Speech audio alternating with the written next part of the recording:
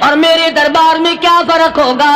وہ کافر کا دربار ہے، یہ شہنشاہ کائنات کا دربار ہے، رحمت للعالمین کا دربار ہے، ساقی کوثر کا دربار ہے، شافی محشر کا دربار ہے، اللہ کے محبوب کا دربار ہے، آمنہ کے در یتیم کا دربار ہے، فاطمہ الزہرا کے ابا کا دربار ہے۔ اور بلال جلدی کر میرے دربار میں کافر کی بیٹی آئے، میں اس کا بھی پردہ کروں۔ مسلمان بھی ہو کہ نہیں؟ مسلمان یوں ہوا کرتے، آنکھ مسلمان والی نہیں، زبان مسلمان والی نہیں، ہاتھ مسلمان والا نہیں، دل مسلمان والا نہیں، نیت مسلمان والی نہیں، یہ مسلمانی ہے؟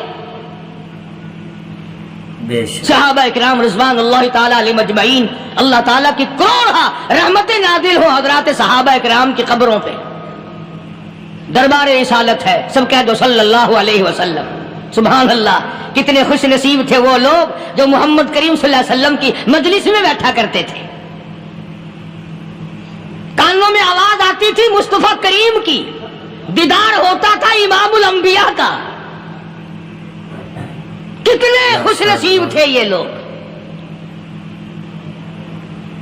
جنگ سے واپس آئے صحابہ اکرام، ایک لڑکی کو پکڑ کے لائے جو لڑنے آئی تھی،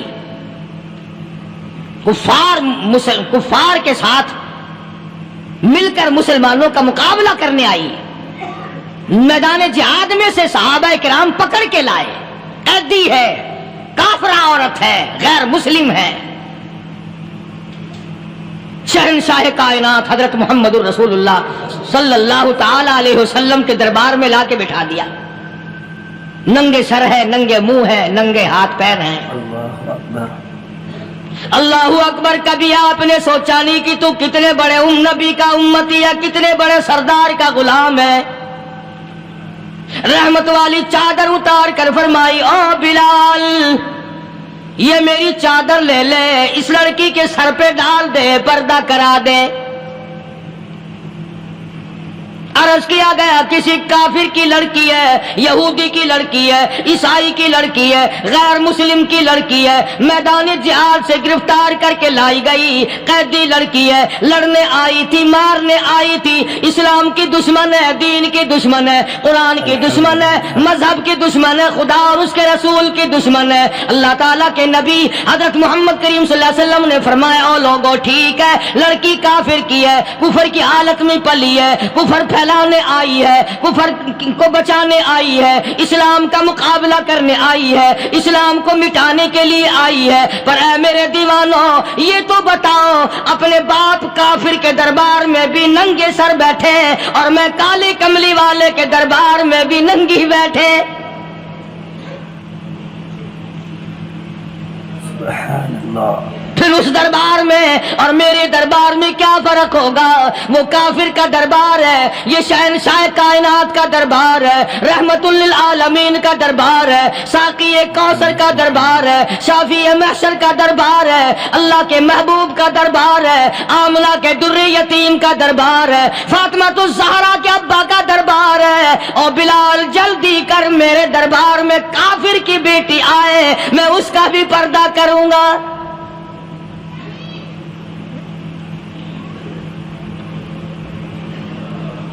حضرت بلال رضی اللہ تعالی عنہ نے ذرا ایک اور لطیف سی بات ہے، تھوڑی سی باریک سی، اگر آپ سوچیں، لڑکی ہے تو کافرہ، لڑکی ہے تو بے دین، ہے تو اسلام کے دشمن۔ میں تو کئی مرتبہ سوچا کرتا ہوں کہ واہ لڑکی تیرا مقدر، ہے تو کافر کی بیٹی، خود بھی کافرہ ہے، مگر مقدر تو دیکھو، امام الانبیاء کی چادر سر پہ ڈالے بیٹھی ہے۔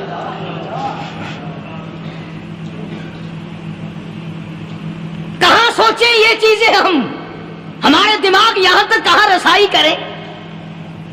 میرا تو دل چاہتا اگر میں ہوتا اس کافر بیٹی کے ہی پاؤں دھو کر پی لیتا۔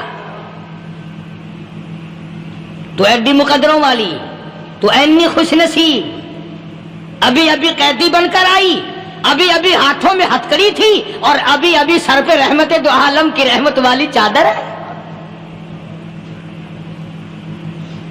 اور پھر آپ نے پوچھا اب تو کیا چاہتی ہے، کیا چاہتی ہے؟ اللہ اکبر، کہنے لگی میرے گھر پہنچا دو، لا الہ الا میں اپنے گھر جانا چاہتی ہوں. دو نوجوان صحابہ کو بلایا, فرمایا کہ انسانی رشتے کا تقاضا ہے.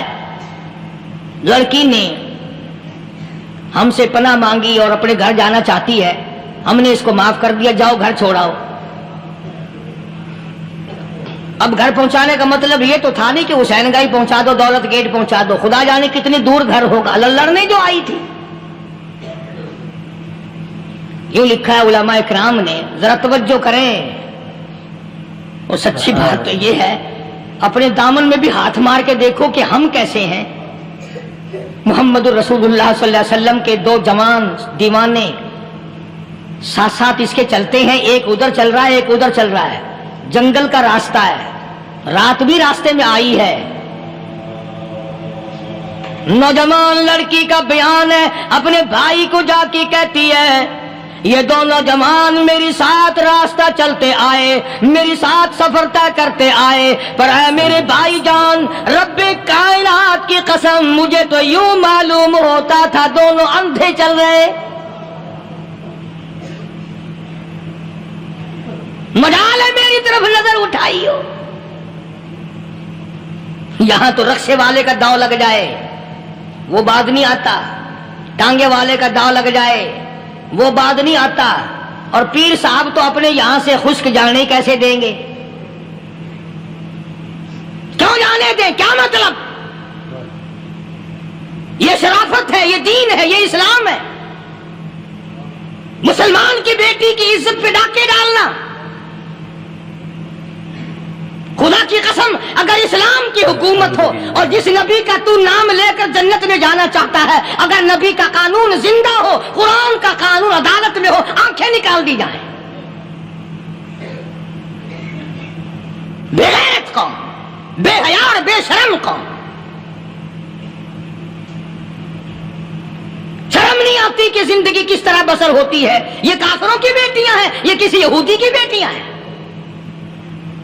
چکلے چل رہے ہیں, بدماشی کے اڈے چل رہے ہیں, سب کو پتا ہے, افسروں کو پتا ہے, چھوٹے بڑوں لیڈروں کو پتا ہے. کون روکے, کس لیے روکے؟ سبحان اللہ.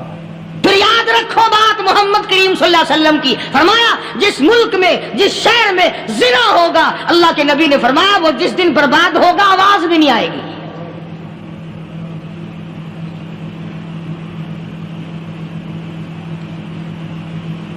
مسلمانوں کے یہاں سے ہو کر دربار نبوت سے چل کر رحمت دو عالم صلی اللہ تعالی علیہ وسلم کی چادر اوڑھ کر لڑکی اپنے گھر پہنچی. بھائی نے پوچھا بتا مسلمانوں نے تیرے ساتھ کیا برتاؤ کیا؟ مسلمان تجھے پکڑ کے لے گئے تھے, اتنی خوبصورت ہے تو, ایسی حسینہ ہے, شباب تیرا, حسن تیرا, جمال تیرا, شکل و صورت نرالی, نقش نرالے, آنکھیں تیری نرالی, چہرہ تیرا نرالا, لب تیرے نرالے, قد و قامت تیری نرالی, حسن تیرا شان والا, جوانی شباب ہے, بتا مسلمانوں نے تیری ساتھ کیا گزری؟ رونے لگی اور کہنے لگی تو میرا ماجایا بھائی ہے, پر میں کیا بتاؤں, زمین و آسمان کے مالک کی قسم, سمندروں کے پیدا کرنے والے کی قسم, درختوں کی پتی پیدا کرنے والے کی قسم, ان پہاڑوں اور زمین کے ذرات کو پیدا کرنے والے کی قسم, جو میری عزت کی حفاظت محمد کے غلاموں نے کی ہے وہ تو ماجایا بھائی بھی نہیں کر سکتا.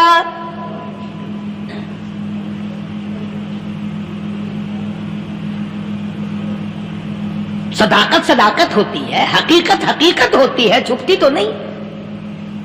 کاغذ کے پھولوں سے خوشبو کیسے آئے گی؟ پلاسٹک کے پھول گلاب کے بنا کر سرانے میں لگانے تو آسان ہے, مگر گلاب کی خوشبو نہیں تم لا سکتے. سبحان اللہ, سبحان اللہ. ارے وہ بھائی بھی تھا تو کافر, پھر بھی مقدروں والا نکلا. انہوں نے تو کفر چھوڑ دیا, اور ہم سے ریت نہیں چھوٹتی, رسمیں نہیں چھوٹتی, ہم سے شرک نہیں چھوٹتا, ہم سے بدعات نہیں چھوٹتی. بھائی کہتا ہے بہن کو, توجہ کرو, کبھی دنیا میں انصاف کی بات کرنے والے لوگ بھی زندہ تھے. کفر اسلام ایک اور چیز ہے, انصاف کی بات تو کہا کرتے تھے. بھائی کہنے لگا بہن سے کہ میری بہن,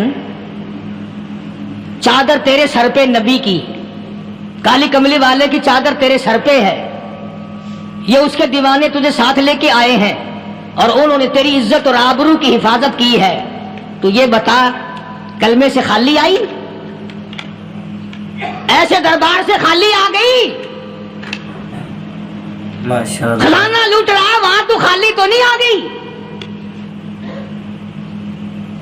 بہن کہنے لگی کہ ہاں خالی آئی ہوں، مطلب یہ کہ میں نے کلمہ نہیں پڑھا، ایمان قبول نہیں کیا، دین قبول نہیں کیا، اسلام اور اس کا مذہب میں نے قبول نہیں کیا۔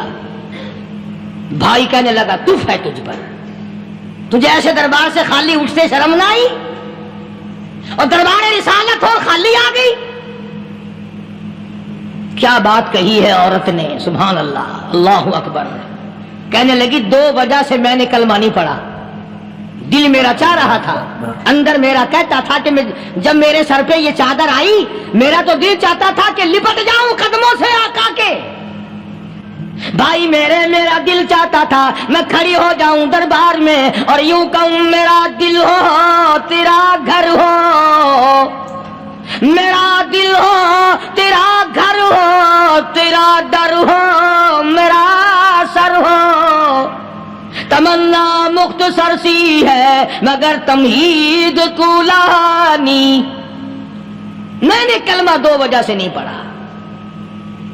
پہلی وجہ تو یہ کہ جب تو سنتا، تجھ تک یہ بات پہنچتی کہ میری بہن نے کلمہ پڑھ لیا، تو شاید تیرے دماغ میں یہ بات نہ آ جائے کہ میری بہن سے مسلمانوں نے زبردستی کلمہ پڑھوایا ہوگا،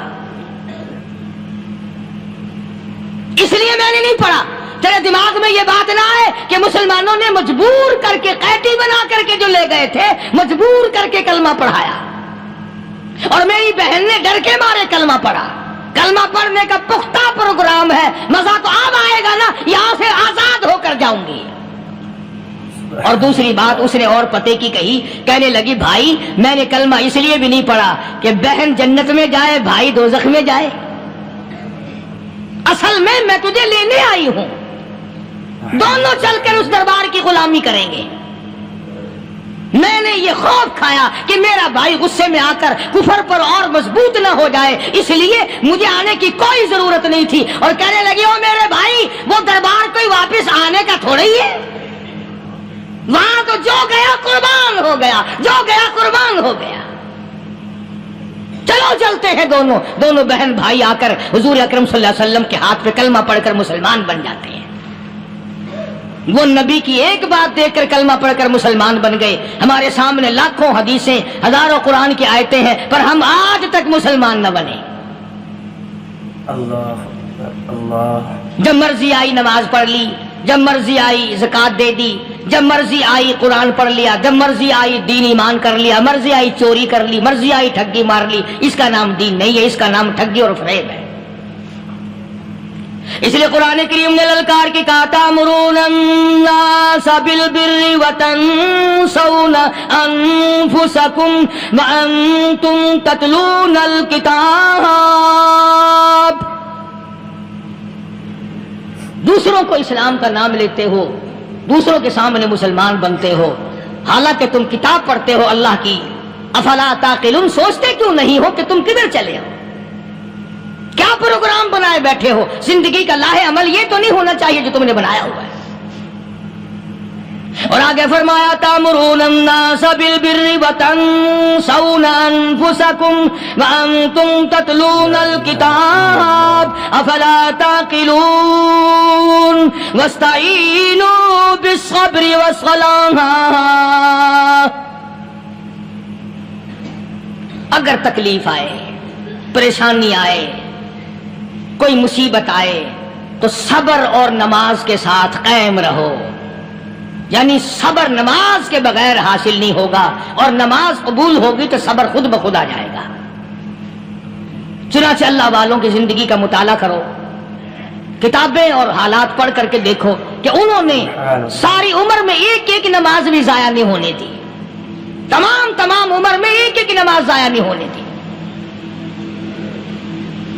اور ہم لوگوں کی جوانی یوں ہی بیت جاتی ہے، جوانی یوں ہی گزر جاتی ہے۔ اسی کو کہتا ہے کہ کچھ نہ پرواہ کی میرے دین کی، آج میں تمہاری پرواہ کیسے کروں؟ وَإِنَّهَا لَكَبِيرَةٌ إِلَّا عَلَى الْخَاشِعِينَ۔ اللہ پاک خود فرماتے ہیں کہ نماز بھاری نہیں، نماز مشکل نہیں، نماز پڑھنا کوئی تکلیف نہیں، مگر ان لوگوں کے لیے، ان لوگوں پہ کوئی مشکل نہیں جو اللہ سے ڈرنے والے ہیں، اللہ کے خوف کو دل میں بسانے والے ہیں، جن کا یقین ہے کہ موت آئے گی اور اللہ کے یہاں جا کر کے میں نے منہ دکھانا ہے، ایک دن قبر میں جانا ہے، حشر نشر نے بھی آنا ہے، قیامت نے بھی آنا ہے، جس کا ان تمام چیزوں پہ یقین ہے۔ اللہ فرماتے ہیں الا علی الخاشعین، ڈرنے والے کے لیے تو کوئی چیز نہیں، اور جو نہیں ڈرتا اس کے لیے تو پہاڑ ہے نماز پڑھنا۔ صحابہ کرام نے تو ایسی ایسی نمازیں پڑھی۔ صحابی ہے مدنی کریم صلی اللہ علیہ وسلم کا، اپنے باغ میں نماز پڑھ رہا ہے، گنجان باغ ہے کھجوروں کا باغ پکا کھڑا ہے، صحابی نماز پڑھ رہا ہے، ایک پرندہ کبھی ادھر سے آتا ہے کبھی ادھر جاتا ہے، گنجان باغ ہے، وہ نکلنا چاہتا ہے، پرندے کو راستہ نہیں ملتا، تو دوران نماز صحابی کی نظر پرندے پہ لگ گئی، دوران نماز صحابی کی نظر، وہ پھڑک پھڑک جو کرتا تھا نا کبھی ادھر، صحابی کی نظر پرندے پہ لگ گئی، نماز میں بھول گیا، بس اتنی سی بات ہوئی، آیا دربار رسالت میں اور کہنے لگا یا رسول اللہ وہ سارا باغ لے کر اسلام میں وقف کر لو، جس باغ کی وجہ سے میری نماز خراب ہو جائے میں وہ باغ ہی نہیں رکھتا۔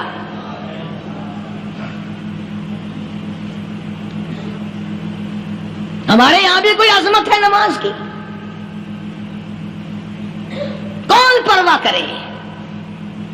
ان لوگوں کے یہاں تمام کا تمام نظام دین کا اپنا بنایا ہوا نہیں، جو دربار رسالت صلی اللہ علیہ وسلم سے نظام ملا نماز کا، انہوں نے صحیح معنوں میں وہ قائم کیا ہے۔ کیسی مشکل میں ہوئے، کہیں بھی ہوئے، جس حالت میں بھی ہوئے، نماز پڑھنی ہے، ادا کرنی ہے۔ چنانچہ ان کی نمازوں میں اتنی برکت تھی، سیدنا امیر معاویہ رضی اللہ تعالی عنہ کی حکومت ہے، صحابہ کرام ابھی زندہ ہیں، افریقہ کے گھنونے جنگل میں بہت بڑے صحرا میں چھاونی بنانے کا پروگرام بنایا، بڑے جنگل ہیں، بڑے درخت ہیں، بڑی بھیڑ بھاڑ ہے، بڑے جانور ہیں، شیر ہیں، چیتے ہیں، گھگیاڑ ہیں، بڑے بڑے موذی جانور ہیں۔ تو اس علاقے کے لوگوں نے بتایا کہ تم مار کھاؤ گے، یہاں تو بڑے بڑے جانور تمہیں کھا جائیں گے، تم یہ کیا سوچ کر آئے ہو؟ تمہیں یہ نہیں چھوڑیں گے، جانور کھا جائیں گے، تمہیں یہاں چھوڑی بناؤ گے؟ صحابہ کہنے لگے نہیں ہمارے پاس ہتھیار ہے۔ کمانڈر کہنے لگا، ایک صحابی تھا حضور اکرم صلی اللہ علیہ وسلم کے زمانے کا دیدار کرنے والا، بڑا دیوانہ پروانہ، کمانڈر نے اسے حکم دیا تو 2 وضو کر، 2 رکعت نماز ادا کر، اور 2 رکعت نماز ادا کرنے کے بعد درخت پہ چڑھ جا، اور درخت پہ چڑھ کر یہ آواز لگا، او جنگل کے ہاتھیوں، او جنگل کے بھگیاڑوں، او جنگل کے شیروں، او جنگل کے موذی جانوروں، او ناگ وٹھوؤں، او سانپ بیچھوں، او فلاں جانوروں، او فلاں جانوروں، ہم غلام ہیں محمد عربی صلی اللہ تعالی علیہ وسلم کے، اور میں تمہیں حکم دیتا ہوں 24 گھنٹے کی اجازت ہے، 24 گھنٹے کے اندر اندر تمام جنگل خالی مانگتا ہوں۔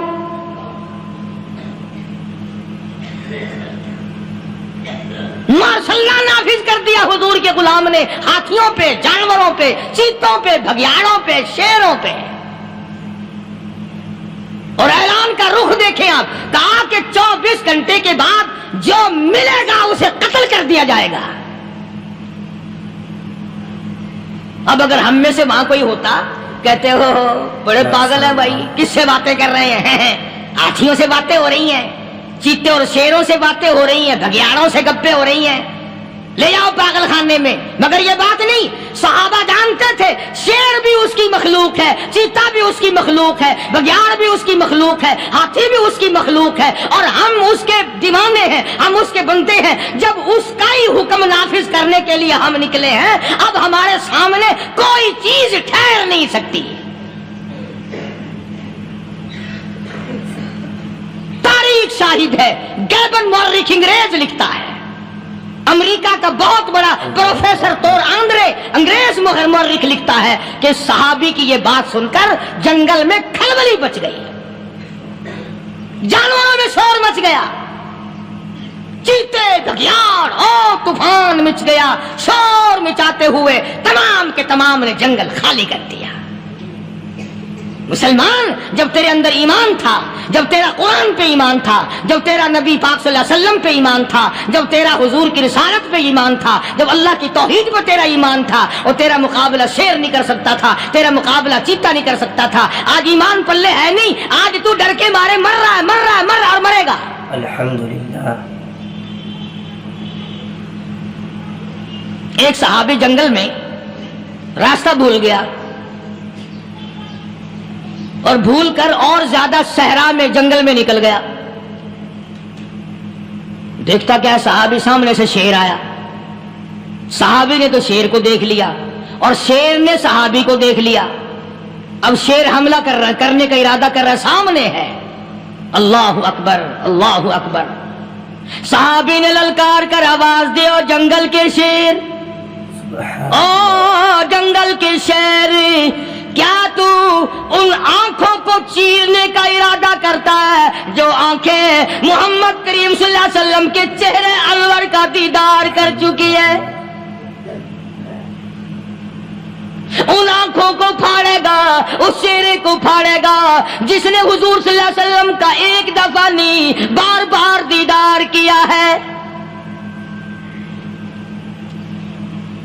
تاریخ شاہد ہے، شیر جھکا، صحابی کے قریب آیا اور یوں لکھا کہ آگے بڑھ کر صحابی کے پاؤں چاٹنے لگا، پیر چاٹنے لگا اور زبان حال سے یوں کہنے لگا، اگر تو ان کا غلام ہے تو میں ان کے غلاموں کا غلام ہوں۔ یہ جو تمہیں کہتے پھرتے ہیں نا، غلام ہے رسول کے غلام ہے، غلام ہے رسول کے غلام ہے، شکل پہ دیکھنا 12 بجے ہوئے ملیں گے۔ بالکل جھوٹ، شکل نہیں غلاموں والی، اخلاق نہیں غلاموں والا، اعمال نہیں غلاموں والے، عقائد نہیں غلاموں والے، سیرت نہیں غلاموں والی، لباس نہیں غلاموں، اور غلام کائے کا؟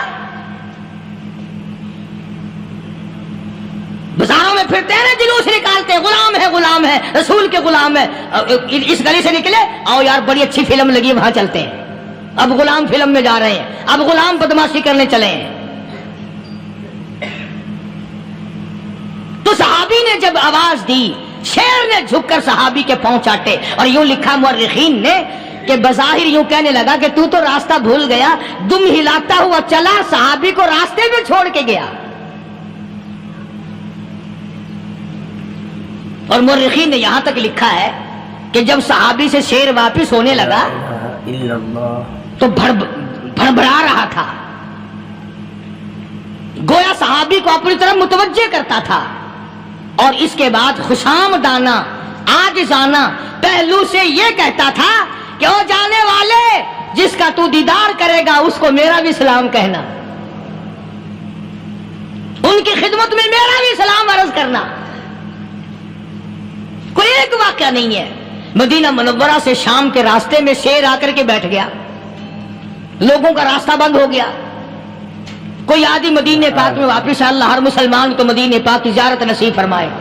ہاں مدینہ بڑی شے ہے، ہاں مدینہ نہ دیکھا تو کچھ بھی نہ دیکھا، ہاں الہی دکھلا دے مدینہ کیسی بستی ہے جہاں پر رات دن مولا تیری رحمت برستی ہے۔ وہ شہر نرالا، وہ گلیاں نرالی، وہ شاہراہیں نرالی، وہ گنبد خضرا نرالا، خدا کی قسم وہاں جو آسمان سے نور برستا ہے وہ بھی نرالا ہی ہے۔ کسی نے آ کر مدینے میں کہا کہ راستے میں شیر بیٹھا ہے، لوگوں کا راستہ روک رکھا ہے۔ عبداللہ بن عمر رضی اللہ تعالی عنہ، صوفی صحابی، کوئی ایڈا بہادرانہ کام کرنے والا بھی نہیں، لاٹھی نہیں مانگتا، تلوار نہیں اٹھاتا، نیزہ نہیں اٹھاتا، تیر نہیں لیتا، گولی کا سامان نہیں، تیر و تلوار کا سامان نہیں، کوئی چیز نہیں، بے دھڑک بے جھجک جا کر شیر کا کان پکڑ کے مروڑ کے صحابی کہتا ہے، تجھے کس نے اجازت دی حضور کے غلاموں کا راستہ روکنے کی؟ تجھے شرم نہیں آتی؟ تو سرکار مدینہ کے غلاموں کا راستہ روکے بیٹھا ہے۔ تاریخ شاہد ہے، دم ہلاتا ہوا جنگل کو بھاگ گیا۔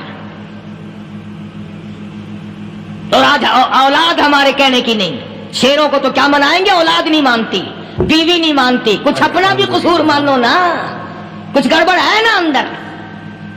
اختر شیرانی نے بڑی عجیب بات کہی، اسی کو کہتا ہے کہ یہ عذر امتحان ہے، جذبہ دل کیسا نکل آیا، یہ عذر امتحان ہے، جذبہ دل کیسا نکل آیا، میں الزام ملک کو دیتا تھا، قصور اپنا نکل آیا۔ گریبان میں جا کر دیکھو، ٹٹول کر کے دیکھو، اپنی نیتوں کو ہاتھ مار کے دیکھو، اپنے عقیدے کو ٹٹول کے دیکھو، اپنے ایمان کو تلاش کر کے دیکھو، اپنی نظروں سے پوچھو، اپنی زبان سے پوچھو، اپنے پیٹ سے پوچھو، تیرے اندر کیسی روزی جا رہی ہے؟ کیوں کر ہم کامیابی سے ہمکنار ہوں؟ یہ خلقت پھر ہمارے لیے غیر کیوں نہ بنے؟ یہ سارا جہان ہمارا دشمن کیوں نہ بنے؟ صحابہ تو ایسے بے دھڑک تھے، کسی شہنشاہ کی پرواہ نہیں کیا کرتے تھے، کسی شہنشاہ کی پرواہ اللہ والے نہیں کرتے تھے۔ تم تو بڑے پیروں کو ماننے والوں، پر جو میں بات بتاؤں گا پیر کی وہ نہیں مانو گے۔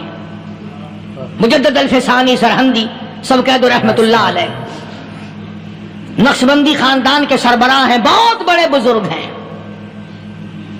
پکڑ کر کے لے گئے حکومت والے، بادشاہ کو سجدہ کرانا ہے، بادشاہ کو سجدہ کرانا ہے۔ وہ کاہے کا سجدہ کرتے تھے؟ وہ کسی سے ڈرتے ہی نہیں تھے، اللہ والا کسی سے ڈرا ہی نہیں کرتا۔ تو یوں سنا کہ انتظام کیا گیا کہ دربار کے قریب جا کر ایک دیوار بناؤ، اس میں ایک چھوٹی سا روشن دان دریچہ موری لگاؤ، جس میں سے جھک کر بندہ اندر داخل ہو، تاکہ ایک دفعہ جھک جائے صحیح، یہ پیر، یہ درویش، یہ قلندر، یہ ولی، یہ مولوی جو اکڑا ہوا ہے اسے جھکا لو جس طرح سے بھی ہو سکے۔ اب تمہاری نظروں میں تو ہماری کوئی قیمت نہیں، تم جو یہاں جمعہ پڑھنے آتے ہو تمہارے خیال میں ہماری کوئی قیمت نہیں، وضو کیا، سنتیں پڑھی، جمعہ پڑھایا، بس ہمیں نہ کوئی جانتا ہے نہ کوئی پہچانتا ہے۔ تم کیا جانو کہ صوبائی ہوم ڈپارٹمنٹ میں ہمارے تذکرے، مرکز گورنمنٹ میں ہمارے تذکرے، کون سیدھا چل رہا ہے، کون الٹا چل رہا ہے، کون ہمارے لیے خطرناک ہے، اور تمہیں کیا پتا، ہمیں تو لوگ ڈبل سٹار لکھتے ہیں۔ مجدد الفسانی سرہندی رحمت اللہ علیہ کے لیے کھڑکی بنائی گئی، جھک کر داخل ہوگا، اسی بہانے سے جھک جائے گا۔ مگر اللہ والوں کو عقل اللہ ہی عطا کرتا ہے۔ جب وہاں گئے نا، انہوں نے کہا جی اس میں سے داخل ہو کے اندر چلنا ہے۔ مجدد صاحب نے پہلے دونوں پیر داخل کیے، بجائے یوں جھک کر داخل ہونے کے یوں لمبے ہو کے داخل ہوئے، پیر اندر پہلے داخل کر لیے، یعنی اور بے ادبی کی کہ پیر پہلے لگے، میرے پاؤں ہے تیرا سر ہے، لاؤ ملاقات کر۔ اللہ والا جھکا ہی نہیں۔ پر اس اللہ والے کو یہ پتا نہیں تھا کہ میں تو زندہ کے سامنے نہیں جھکتا، یہ مرووں کے سامنے جھکتے پھریں گے لوگ۔ انہیں یہ پتا نہیں تھا کہ یہ قبروں کی مٹی چاٹتے پھریں گے، یہ رات دن شرک کی لعنت میں گرفتار ہو کر کے مریں گے۔ لگے ہوئے ہیں میلے، بھر بھر کے خلقت جا رہی ہے، پھوڑے پھنسی کا علاج ہوگا، بیماریوں کا علاج ہوگا، پانی چشمے کا پی آؤ، پانی چشمے کا پی آؤ۔ مخدوم رشید کے علاقے کے سارے سال اس کھڈے میں لوگ بھاگتے ہیں، اور انشاءاللہ یہ اس مہینے میں جا کر وہ گو کا ملا ہوا تبرک پی کے آتے ہیں۔ بڑا بہترین تبرک ہے وہ۔ نوح علیہ السلام کی قوم نے کشتی پخانہ کر کر کے بھر دی تھی نا، حضرت نوح علیہ السلام اللہ کے حضور میں رو پڑے، فرمایا دیکھ میرے رب، تو نے حکم دیا، کہاں سے لکڑیاں لایا، چختے چیرے، تختوں کو جوڑا، اتنی محنت کی، میں نے کشتی بنائی اور ان ظالموں نے ہگ ہگ کے بھر دی۔ فرمایا میرے نو گھبرانا، اگر انہی سے نہ چٹوا دوں تو میری خدائی کیا ہوئی؟ گھبرانا، 950 سال مار کھانے والے پیغمبر، میں تیرا ساتھی ہوں، تو کیوں گھبرایا؟ کانوں تک لبا لب پخانا کر کر کر کے بھر دی، قوم میں بیماری پھیل گئی۔ جو عورت چلے کہاں چلی کہ نوح علیہ السلام نے کشتی میں پخانا کرنے چلی ہوں، جو بڈھا پرانا پیپا جائے، بڑے میاں کہاں جا رہے ہو؟ کشتی میں پخانا کرنے چلا ہوں۔ اللہ میاں نے خارش کی بیماری بھیج دی، ہو چھوٹے بڑے امیر غریب جوان بوڑھے مرد اور پھرے آگا پیچھا کھجاتے ہوئے کسر کسر کسر کسر تنگ ہو گئے سارے. وہ ایک بڈھا بڑا خارش کا مارا ہوا تنگ بیمار بھی بعد نہ آیا. وہ کشتی کے کنارے پہ بیٹھ کے پخانہ کرنے لگا نا, پیر پھسل گیا دھڑم اندر تبرک کے. اب وہ ساری جان لتھڑ گئی, سارا سن گیا. باہر آ کے پانی پونی سے صاف کیا, وہ جہاں جہاں گندگی لگی تھی نا وہ خارش ہی ختم ہو گئی. چڑھ گیا درخت پہ, کہنے لگا آؤ خارش کی دوا مل گئی, بیماری کا علاج مل گیا, آؤ مفت. آ گئی دنیا بیماری میں, اور کیا چاہیے؟ بھاگی بھاگی خلق. انہوں نے کہا ہے, انہوں نے کہا بظاہر دیکھنے میں یہ گند ہے, یہ کھاج کی دوا ہے, من لو اٹھا کے.